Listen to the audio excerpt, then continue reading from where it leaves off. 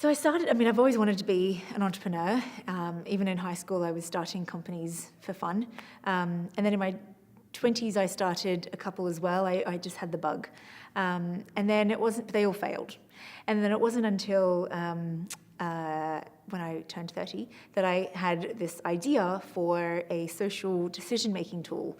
And the idea for that came in the middle of an interview for a product manager role at Google, because they were asking me for an idea for a service and how I would monetize it.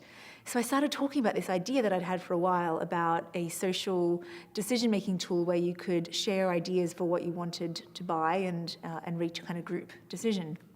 And so while I was pitching for this idea during a job interview, I realized, actually, I think I want to do this. And thankfully, I didn't get the job. And instead, I went out the next day and started Skimbit. So Skimbit was a very early Pinterest. This was 5 years before Pinterest. But the idea of it was that you could pin, or in my case, skim, the products that you wanted to, that you were considering for a decision, and then share them with friends and arrive at a group decision. But what I found, it was really hard to make money from that site. I didn't have a lot of users, and even if a brand was interested, they tended not to like kind of social shopping or user-generated content sites.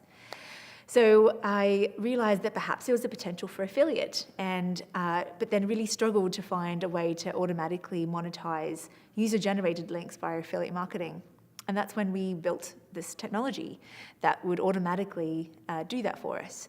And then I found that when I was pitching for investment or pitching for customers or users, no one was interested in my wonderful social decision-making tool. They were all interested in this unsexy monetization technology that we had built. And I realized at kind of the moment just before I became bankrupt that was actually the best idea of the company. And so I dumped everything else and commercialized this monetization technology so that other websites could monetize their content. Hi, my name is Alicia Navarro, and I'm the CEO and co-founder at Skimlinks, and you can connect with me at genConnect.